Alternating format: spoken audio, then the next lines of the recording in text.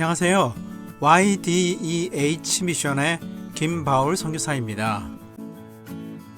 오늘은 창세기 1장 천지창조 본문을 들어가기 전에 창조론과 관련된 다양한 창조 이론들에 대하여 알아보도록 하겠습니다.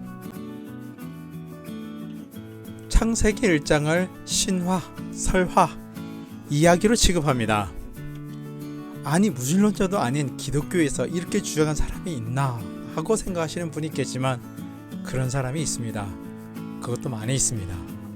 자유주의 노선의 신학을 추구하는 교단과 목회자를 중심으로 이렇게 생각합니다.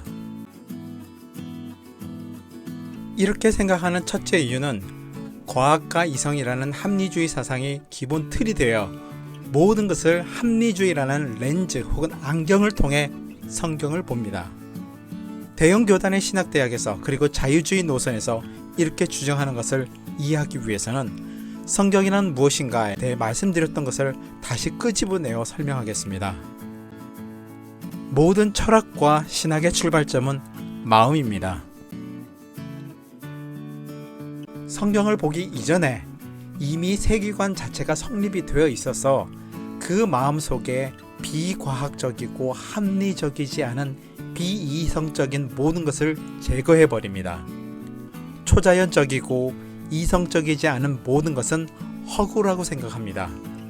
성경을 읽기도 전에 이성과 과학적 관점이 중심이 되어 초이성적인 것은 모두 제거하였기 때문에 자기가 보고 싶은 것만 보는 것입니다. 그리고 이것이 두 가지 현상으로 나타납니다. 하나는 자유주의고 또 다른 하나는 보수주의입니다.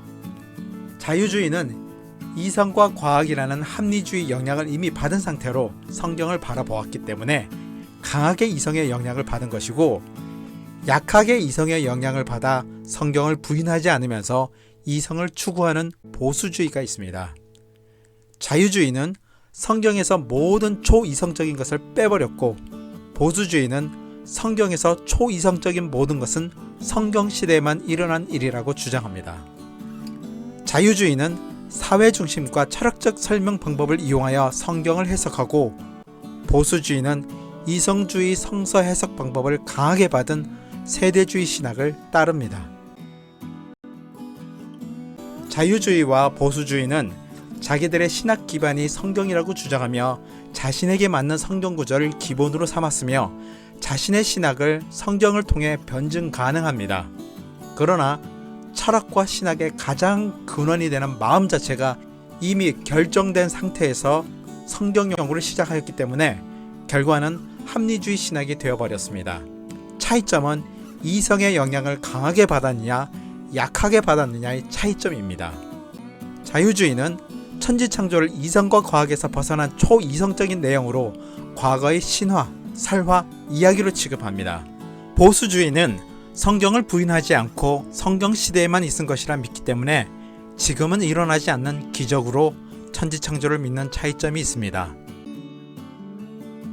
두 번째 이유는 일반 역사학에서 사용하는 역사 비평 방법을 일반 역사도 아닌 특별한 방법으로 쓰여진 특별한 책인 성경에 일반 역사 비평 방법을 그대로 적용하여 성서 비평학이라는 것을 내놓았습니다. 일반 역사학에서는 문서를 모두 삐딱하게 보며 모든 것을 의심하는 방법을 사용하는데, 신학자들은 성경을 이런 방법 그대로 적용하여 성경 내용을 삐딱하고 의심스러워 믿지 못하고 이성과 과학이라는 합리주의 사상을 기반으로 항상 비판적인 시각으로 해석하였습니다. 이렇게 해야 학문하는 방법이라며 스스로 위로하며 학문적 성과를 추구합니다. 이러한 비평 가운데 자료 비평이 있는데, 구약을 JEDP 문서로 분류해서 구약 성경을 후대의 익명의 저자가 여러가지 자료를 기초로 짝짓기해서 만든 것이랍니다. 모세가 쓴 것이 아니라 후대의 어떤 인물이 모세의 이름으로 짝짓기한 것을 오늘날 우리가 보고 있는 성경이라고 말합니다. 예언서도 마찬가지로 미래에 일어날 일을 예언하는 것은 이성적으로 불가능하기 때문에 제1 이사야, 제2 이사야, 제3 이사야와 같은 이름으로 사건이 일어난 이후에 미래에 일어날 일을 쓴 것처럼 조작하였다는 것입니다. 나중에 L문서까지 등장하는데 에스라가 이 모든 문서들을 짜깁게 해서 백성들에게 구존되어 내려온 성경이라고 속여 가르쳤다고 합니다. 성경을 쓸 때 저자가 기초로 한 자료를 찾는 학문적인 활동은 필요하지만 성경이 그리고 하나님이 이성과 과학이라는 합리주의 사상보다 못한 쓰레기로 취급되는 것에 저는 동의하지 않습니다. 그러면서 어떻게 이러한 짜깁기한 성경 내용 속에 하나님의 인도하심이 있었다고 뻔뻔하게 이야기할 수 있는지 저는 이해가 가지 않습니다. 문서설이 학문적으로 이런 것이 있다는 정도가 아니라 이것이 사실이고 진리로 가르치고 있다는 것이 문제입니다. 80년대에 신학대학에 들어간 저는 이렇게 배웠고 저희 또래의 기성교단의 목사님들은 모두 이렇게 배운 덕분에 무수히 많은 혼란을 겪었습니다.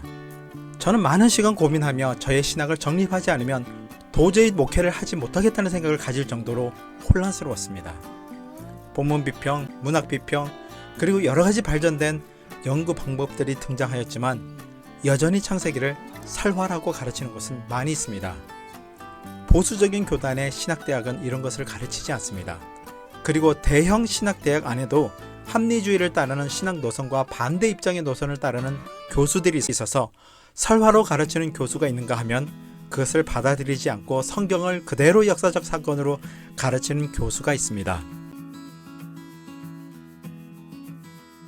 제가 신학대학에서 공부하던 시절 구약신학 첫 강의 시간이었습니다.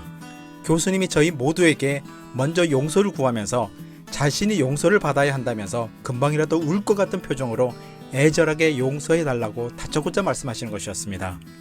자신에게 과거 학부 과정에서 구약을 배웠던 학생, 즉 문서서를 배운 학생들에게 용서를 구하는 것이었습니다.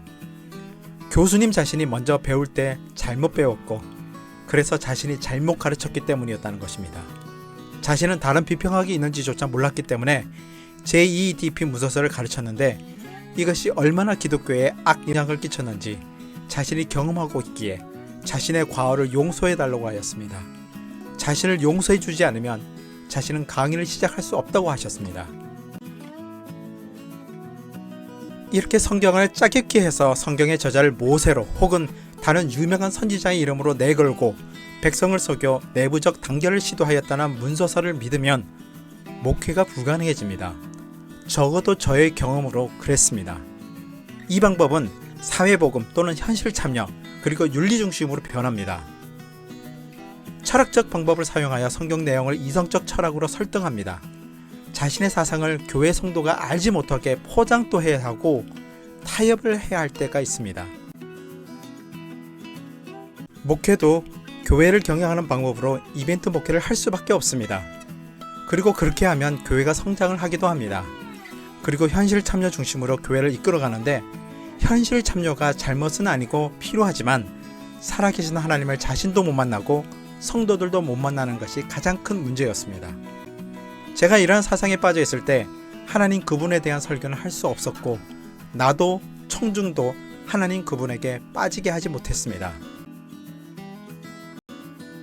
이건 목회가 아니라 목회를 가장한 완전한 경영이라는 생각을 하게 되었습니다. 다른 목회자들은 이런 사상을 가지고 잘 목회하고 있다고 말할 수 있을지 모르겠지만 저는 이런 사상을 가지고서는 목회를 할 수가 없었습니다. 단지 목회자의 탈을 쓴 사회운동가 윤리선생밖에 안 되는 존재였습니다. 짧았던 약 3년 동안의 저의 과거를 돌아보면 참 부끄러운 시절이었습니다. 창세기 내용을 불신자도 아닌 기독교 내부에서 신화와 설화와 이야기로 취급해버려 마음이 속상한 분들이 많이 있을 것입니다. 그리고 배신감까지 드는 분들이 많을 것입니다. 이것이 지금 기독교의 현실입니다. 다음 영상에서는 다양한 창조의 이론 두 번째 시간을 가지도록 하겠습니다. 이 영상이 유익하다고 생각되시면 좋아요와 구독 부탁드립니다. 감사합니다.